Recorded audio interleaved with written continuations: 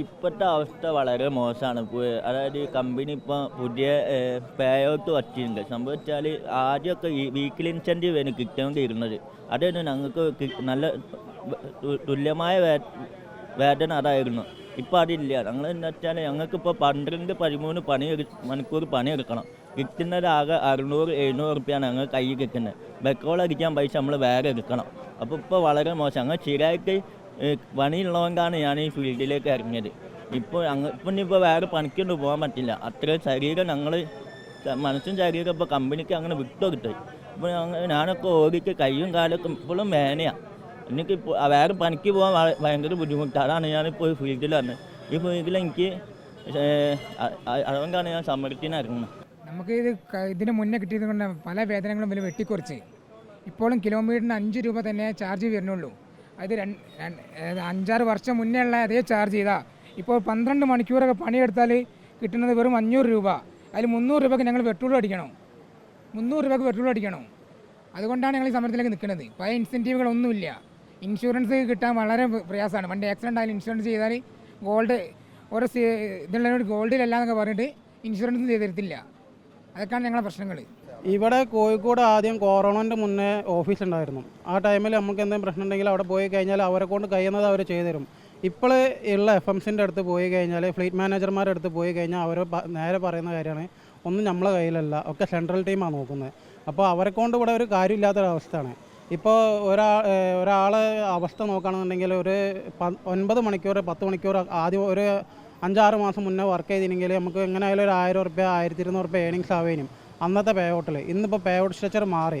അതിൽ weekly incentive കൊടുത്ത് ഒഴിവാക്കി. ആ വീക്കിലി ഇൻസെൻറ്റീവ് ഉണ്ടായിരുന്ന സമയത്ത് ഒരാഴ്ച കംപ്ലീറ്റ് ചെയ്ത് വർക്ക് ചെയ്ത് കഴിഞ്ഞാൽ പെട്രോൾ എക്സ്പെൻസ് ആ ഒരു എമൗണ്ടും കുറച്ച് എമൗണ്ട് നമ്മൾ കയ്യിൽ നിന്ന് പോകുള്ളൂ. ബാക്കി എമൗണ്ട് നമ്മൾ ഏണിങ്സ് ആയിട്ട് കിട്ടായിരുന്നു. അപ്പോൾ അതിൽ നമ്മൾ വണ്ടിൻ്റെ മെയിൻ്റെനൻസിനുള്ളതാണെങ്കിലും മറ്റു കാര്യങ്ങൾക്കുള്ള വണ്ടിൻ്റെ അടവ് ഇങ്ങനത്തെ കാര്യങ്ങൾക്കുള്ള പൈസ മാറ്റി വെക്കാൻ പറ്റുന്ന സാഹചര്യം ഇനി അന്ന്. ഇന്നത്തെ സാഹചര്യത്തിൽ 12-16 മണിക്കൂർ വർക്ക് ചെയ്താൽ ഒരാൾക്ക് 1000 രൂപ ഏണിങ്സ് ആക്കാൻ പറ്റുള്ളൂ. അങ്ങനെ നോക്കുമ്പോൾ റോട്ടിൽ നിൽക്കുന്ന ടൈം, വണ്ടിൻ്റെ മെയിൻ്റെനൻസ്, ഇതിനുള്ള പൈസ പോലും നമുക്ക് കിട്ടാത്തൊരവസ്ഥയാണ് ഇന്നത്തെ സാഹചര്യത്തിൽ നിലവിലുള്ളത്. നിങ്ങളെ കമ്പനിയെ മനഃപൂർവ്വം ചൂഷണം ചെയ്യുന്നതാണ്. കൂടുതൽ ആളുകൾ ഇപ്പോൾ ഒരാൾ വന്ന ഒരു 3-4 മാസം പണിയെടുക്കും, തിരിച്ചു പോകും. അങ്ങനെ ആളുകൾ വന്നു പോകുന്നതാണോ പ്രശ്നം, അല്ലെങ്കിൽ നിങ്ങൾ കമ്പനി ചൂഷണം ചെയ്യാൻ നോക്കുന്നതാണോ? ഇപ്പോൾ കമ്പനീൻ്റെ ഭാഗം വെച്ച് നോക്കുകയാണെന്നുണ്ടെങ്കിൽ അവരൊരു 100 ഓർഡർ വരുന്ന ടൈമാണെന്നുണ്ടെങ്കിൽ അവർക്കിവിടെ മിനിമം 200 ആളെങ്കിലും വേണം. ഒരു ഓർഡറിന് 2 ആൾ എന്നുള്ള കണക്കിനാണ് അവരിവിടെ ആളിറക്കി കൊടുക്കുന്നത്. ഇപ്പോൾ ഇന്നലെയും പുതിയ ആളുകൾ ഇറങ്ങി. അത് സമരത്തിനോടനുബന്ധിച്ചിട്ടുള്ളത്. അതിൻ്റെ മുന്നേ കുറേ ആളുകൾ ഇറങ്ങുന്നത് ഇപ്പോൾ ഈ കോളേജ് കഴിഞ്ഞ് വരുന്ന കുട്ടികളാണെങ്കിൽ പോലും അവർ ആദ്യം തന്നെ ചെയ്യുന്നത് ബൈക്ക് എടുത്തിട്ട് നേരെ ഇതിലേക്ക് ഇറങ്ങുകയാണ്. ഇതിൽ ബുള്ളറ്റ് എടുത്ത് ജോലിക്ക് ഇറങ്ങുന്ന ആൾക്കാരുണ്ട്, എക്സ്പ്രസ് എടുത്തിട്ട് ജോലിക്ക് ഇറങ്ങുന്ന ആൾക്കാരുണ്ട്. ഇവരൊക്കെ എന്താ ചെയ്യുന്നത്, ആ ബൈക്ക് എടുത്ത് കഴിഞ്ഞാൽ അതിൻ്റെ അടവ് ഇതിൽ നിന്ന് പണിയെടുത്തിട്ട് ചെയ്യുക, വീട്ടുകാരെ ബുദ്ധിമുട്ടിക്കേണ്ട എന്നുള്ള നിലയിലാണ് അധികം ആൾക്കാർ ഇതിലേക്ക് വരുന്നത്. പക്ഷേ എന്താ വെച്ചാൽ അവർ കുറച്ച് കഴിയുമ്പോൾ അവർ നിർത്താണ്. കാരണം കഴിയില്ല. കാരണം അവർ മെയിൻ്റെനൻസ് നോക്കി വണ്ടിൻ്റെ അടവ് നോക്കി കഴിഞ്ഞാൽ അവർക്ക് ചിലവിനുള്ള പൈസ പോലും ഇതിന് കിട്ടില്ല. പിന്നെ കമ്പനീൻ്റെ ഭാഗം നോക്കുകയാണെന്നുണ്ടെങ്കിൽ കമ്പനി ഇഷ്ടംപോലെ ആളുകൾ ഇറക്കുന്നുണ്ട്. അവർക്ക് സ്ഥിരമായിട്ടുള്ള പണിക്കാരെ വേണ്ട. ഞാൻ കഴിഞ്ഞ 6 കൊല്ലമായിട്ട് ഇവിടെ കമ്പനി സ്റ്റാർട്ട് ചെയ്ത ടൈമിൽ 2018 ഡിസംബർ മുതൽ ഞാൻ വർക്ക് ചെയ്യുന്ന ഒരാളാണ്. പാർട്ട് ടൈമായിട്ടും ഫുൾ ടൈമായിട്ടൊക്കെ വർക്ക് ചെയ്തുകൊണ്ടിരുന്ന ആളാണ്. ഇപ്പോൾ കമ്പനീൻ്റെ ഭാഗം നോക്കുകയാണെങ്കിൽ കമ്പനിക്ക് സ്ഥിരമായിട്ട് പണിയെടുക്കുന്ന ആൾക്കാർ വേണ്ട. കാരണം പഴയ ആൾക്കാരെ ഇപ്പോൾ ഉള്ള ആൾക്കാരെ ഐഡിയ നോക്കിക്കഴിഞ്ഞാൽ 16 ഡിജിറ്റാണ് വരുന്നത്. ഇതിൻ്റേത് 6 ഡിജിറ്റ് നമ്പറാണ്. അപ്പോൾ അങ്ങനത്തെ ഡിഫറൻറ്റ് കാണാം. കണ്ടമാനം ആളുകൾ വന്ന് നിർത്തി പോവാണ്. കാരണം ഇത് ഒക്കൂല. കുറച്ച് കഴിയുമ്പോൾ അവർ നിർത്തി പോകും. കമ്പനീൻ്റെ ഭാഗത്തുനിന്നും ഇഷ്ടം പോലെ. ഇന്ന് സാധാരണ നമുക്ക് സർജ് ഉണ്ടാവുകയെന്ന് പറഞ്ഞാൽ രാവിലെ 12 മുതൽ 2 മണി വരെ അല്ല 3 മണി വരെ എന്നാണ്. ഇന്ന് 24 hours സർജ്. രാവിലെ 6 മണി മുതൽ നാളെ രാവിലെ 6 മണി വരെ കമ്പനി എക്സ്ട്രാ 30 രൂപ 35 രൂപ സർജ് വെച്ചിരിക്കുകയാണ്. അത് ആളെ ഇറക്കാൻ വേണ്ടിയിട്ട്. അതിനനുസരിച്ച് ഈ ഒരു ഓർഡറിന് എക്സ്ട്രാ കിട്ടുന്ന പൈസയാണ്. അത് ആളുകൾ അറിയാത്ത ആളുകൾ, ഈ സമരത്തിനെ പറ്റി അറിയാത്ത ആളുകളുണ്ട്, അവർ വരണം. കാരണം നമ്മൾ ഗ്രൂപ്പിൽ അത്യാവശ്യം ഇവിടെ ഇപ്പോൾ നിലവിൽ ലൈവായിട്ടുള്ള ആളുകൾ കുറച്ച് ആൾക്കാരെ ഗ്രൂപ്പിലുള്ളൂ. ബാക്കിയുള്ള ആളുകളൊക്കെ നമ്മൾ കാണുന്ന ആൾക്കാരോടൊക്കെ പറഞ്ഞ് മനസ്സിലാക്കിയിട്ട് ഗ്രൂപ്പിൽ ആഡ് ചെയ്തിട്ട് അവരും ഈ സമരത്തിൻ്റെ ഭാഗമായിട്ടുണ്ട്. പക്ഷേ ഇതറിയാതെ കുറേ കാലം ലീവ് എടുക്കുന്ന ആൾക്കാർക്ക് ഇപ്പോൾ ഞാനിപ്പോൾ ഈ പേ ഔട്ട് ഇതിൽ നിന്ന് മാറിയിട്ട് കുറച്ച് കാലമായി. അപ്പോൾ ഇന്ന് എനിക്ക് കമ്പനി തരുന്ന ചാർജ് എന്ന് പറയുന്നത് 95 രൂപയാണ്.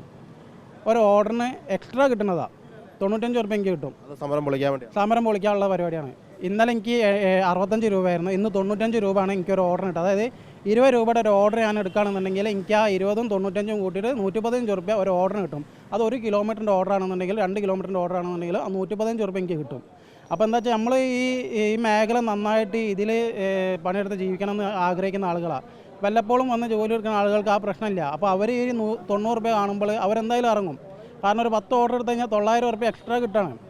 അങ്ങനെ നോക്കുമ്പോൾ കമ്പനി പൊളിക്കാനുള്ള കാര്യങ്ങൾ ഒരുപാട് ചെയ്തുകൊണ്ടിരിക്കുന്നുണ്ട്. സമരം ചെയ്യാൻ പേടിയൊന്നുമില്ല. നമുക്ക് ഇപ്പോൾ കിട്ടുന്ന ആനുകൂല്യങ്ങൾ എന്തായാലും മേടിച്ചെടുത്തല്ലേ പറ്റുള്ളൂ. അപ്പോൾ സമരം ചെയ്യാനാണെങ്കിൽ പിന്നെ വേറെ ഓപ്ഷൻ ഇല്ല, വേറെ സമരം ചെയ്തല്ലേ പറ്റൂ. കിട്ടുന്ന പൈസ കൊണ്ട് നിങ്ങൾക്ക് ജീവിക്കാൻ പറ്റുന്നുണ്ടോ? ഇപ്പം നിലവിൽ എടുത്തു കളഞ്ഞ ആനുകൂല്യങ്ങൾ എടുത്തതോടുകൂടി ഞങ്ങൾക്ക് മാസം ഒരു 5000 രൂപയുടെ കുറവാണ് വന്നിരിക്കുന്നത്. അതായത് സാധാരണ ഇപ്പോൾ 30 ദിവസം വർക്ക് എടുക്കുന്ന ഒരാൾക്ക് 20,000 രൂപ കിട്ടുന്നിടത്തിൽ ഇപ്പോൾ നമുക്ക് 15,000 രൂപ കിട്ടുന്നുള്ളൂ. സോ ഞങ്ങളെ സംബന്ധിച്ചിടത്തോളം ഒരു കൊല്ലത്തേക്ക് നോക്കുകയാണെങ്കിൽ ഒരു കൊല്ലത്തേക്ക് 60,000 രൂപയുടെ നഷ്ടമാണ് വന്നിരിക്കുന്നത്. അപ്പോൾ ഇത്രയും ഞങ്ങളെ കമ്പനി ഇത്രയും എന്താ പറയുക പണിഷ് ചെയ്ത് ഓടിപ്പിച്ചിട്ടും നമുക്കതിനുള്ള വേതനം കിട്ടുന്നില്ലെങ്കിൽ പിന്നെ നമ്മൾ സമരത്തിലേക്ക് പോകാല്ലാണ്ട് വേറെ വഴിയില്ലല്ലോ. പിന്നെ ബൈക്കിൻ്റെ മെയിൻ്റനൻസ് ഒരു മാസം എങ്ങനെ പോയാലും 5000 കിലോമീറ്റർ ഓടും. ഒരു മാസത്തേക്ക് എങ്ങനെ നോക്കിയാലും 2000 രൂപ അതിന് ബൈക്കിന് മെയിൻ്റനൻസും വരുന്നുണ്ട്. ഇതൊന്നും കമ്പനീൻ്റെ ഭാഗത്ത് നിന്നേ വരെ കിട്ടിയിട്ടില്ല. നിലവിലുള്ളത് ഇന്ന് കിട്ടിക്കൊണ്ടിരിക്കുന്നത് നാളെ കിട്ടുന്നില്ല. നമ്മളൊരു 10-11 മണിക്കൂർ സ്വന്തം വാഹനവും ഇന്ധനമൊക്കെ അടിച്ചിട്ട് നമ്മളൊരു ജോലിക്കായിട്ട് ഇറങ്ങുക, ഒരു സ്വയം ജോലി എന്നുള്ള രീതിയിൽ ഇറങ്ങുന്നു. ദിനം പ്രതി കിട്ടിക്കൊണ്ടിരിക്കുന്ന ആനുകൂല്യങ്ങൾ ഒരു ഉത്തരവാദിത്വം ഇല്ലാണ്ട് ഇവർ പിൻവലിച്ചുകൊണ്ടിരിക്കുകയാണ്. അപ്പോൾ ദിനം പ്രതി മുന്നോട്ട് പോകാൻ പറ്റാത്ത അവസ്ഥയിലാണ്, ഒരു നിവർത്തിയില്ല. ഫീൽഡിലേക്ക് ഡെയിലി ആളുകൾ വരുന്നില്ല, പുതിയ സ്റ്റാഫുകൾ വരുന്നില്ലേ? അതാണ് കമ്പനിയുടെ ട്രിക്ക് എന്നും പറയുന്നത്. അതെ, തീർച്ചയായും ഒരു കൺട്രോളും ഇല്ലാതെ പുതിയ ആളുകളെ ഇറക്കുന്നു. അപ്പോൾ നിലവിലുള്ളവരെ തൊഴിലാളികളെ സ്പ്ലിറ്റ് ആക്കിക്കൊണ്ട് മുന്നോട്ട് പോകുന്ന ഒരു വിചിത്രമായിട്ടുള്ള ഒരു രീതിയാണ് ഇവർ തൊഴിൽ മേഖലയിൽ ഇവർ എടുത്തുകൊണ്ടിരിക്കുന്നത്. എന്താണ് ഇങ്ങനെ ഉദ്ദേശിക്കുന്നത് എന്നുള്ളത് മനസ്സിലാവുന്നില്ല.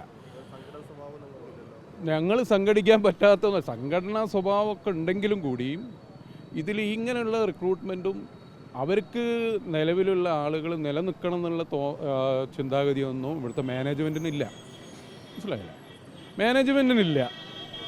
ഇപ്പോൾ നിലവിലുള്ള തൊഴിലാളികൾ ആത്മാർത്ഥമായിട്ട് തൊഴിലിടുന്ന ഇത്രയും മണിക്കൂർ തൊഴിൽ ചെയ്യുന്നവർക്ക് ഒരു നിശ്ചിത ആനുകൂല്യം കൊടുക്കണം എന്നുള്ള രീതിയിലേക്ക് അവർ ചിന്തിക്കുന്നില്ല. പുതിയ റിക്രൂട്ട്മെൻറ്റ് ചെയ്യുന്നു. ഒരു 10 പേർക്കുള്ള ഇൻകം ഇപ്പോൾ 100 ആളെ അവരെ ഇറക്കിയിട്ട് ഫീൽഡിൽ ഇറക്കിയിട്ട് ആർക്കും കിട്ടാത്ത രീതിയിലേക്ക് മാറിക്കൊണ്ടിരിക്കും. ആർക്കും മുന്നോട്ട് പോകാൻ പറ്റാത്ത അവസ്ഥ. ഇതിനൊക്കെ ശരിക്കും സർക്കാർ തലത്തിൽ ഒരു ചൂഷണമാണ്. ശരിക്കും ഒരു തൊഴിലാളികളുടെ ഒരു കുടുംബത്തിൽ ജീവിക്കാൻ വേണ്ടി മുന്നോട്ട് പോകുമ്പോൾ അവരെ ചൂഷണം ചെയ്തുകൊണ്ടിരിക്കുകയാണ്. സർക്കാർ ഇടപെടണം. ഒരു വേണ്ടത്ര രീതിയിൽ ചെയ്യുന്നില്ല. കോർപ്പറേറ്റുകളാണ് ഇവർ എവിടെ ഇരിക്കുന്നത്, എങ്ങനെയാണ് എന്താണെന്നുള്ളത്. കമ്പനി സ്വിഗ്ഗി മാനേജ്മെൻറ്റ് ഇതിന് മുന്നായിട്ട് നമ്മൾ ഒരുപാട് ഡിമാൻഡ് നോട്ടീസ് കൊടുത്തു കഴിഞ്ഞ് ലേബർ ഓഫീസർക്കും അതുമായി ബന്ധപ്പെട്ട് ഇവരെ അല്ലാത്ത രീതിയിലും വിവരം അറിയിച്ചു കഴിഞ്ഞ്, എന്നിട്ടും യാതൊരുവിധ അനക്കും വില ഭാഗത്തുനിന്നുണ്ടായിട്ടില്ല ഇതുവരെ. മുന്നേ നല്ലൊരു പേ ഔട്ട് നമുക്ക് തന്നിട്ടുണ്ടായിരുന്നു. ഇപ്പം പുതിയൊരു പേ ഔട്ട് എന്ന് പറഞ്ഞാൽ നമുക്ക് വീക്ക്ലി ഇൻസെൻറ്റീവ്, അതുപോലെ ഡെയിലി ഇൻസെൻറ്റീവ്, പിന്നെ വെയിറ്റിങ്ങിനുള്ള സർജ്, മറ്റ് സർജുകളെ ഒക്കെ എടുത്ത് ഒഴിവാക്കി കഴിഞ്ഞ്. അപ്പോൾ എല്ലാ രീതിയിലും തൊഴിലാളികളെ ചൂഷണം ചെയ്യാണ്.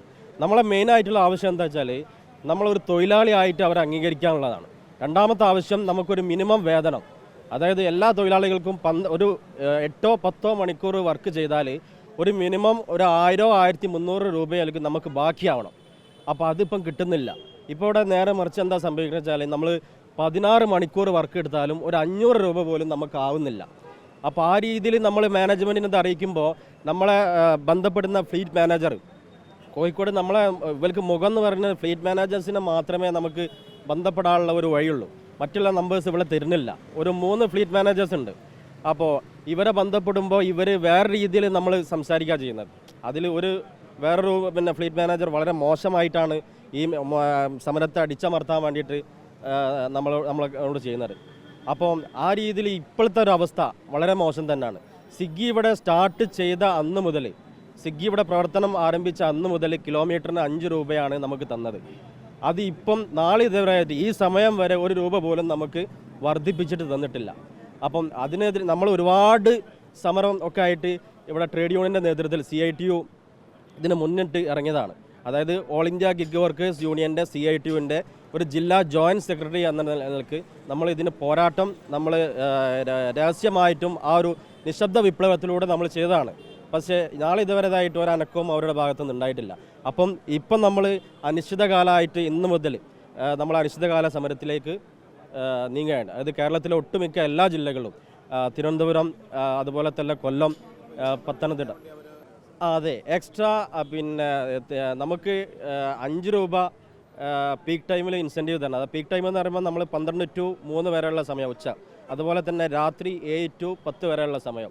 ഈ സമയങ്ങളിൽ ആദ്യം നമുക്ക് 20 രൂപയൊക്കെ തന്നിട്ടുണ്ടായിരുന്നു. ഇപ്പം അത് 5 രൂപ 2 രൂപ എക്സ്ട്രാ നോക്കണം.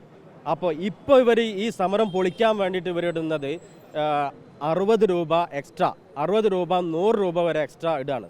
ഇന്നലെ ഇപ്പം നോട്ടിഫിക്കേഷൻ വന്നു കഴിഞ്ഞു. 100 രൂപ അതുപോലെ തന്നെ 80 രൂപ, പല ആളുകൾക്കും വ്യത്യസ്തമായിട്ടുള്ള സർജും ബോണസുകളാണ് ഇവർ ഇട്ടുകൊണ്ടിരിക്കുന്നത്.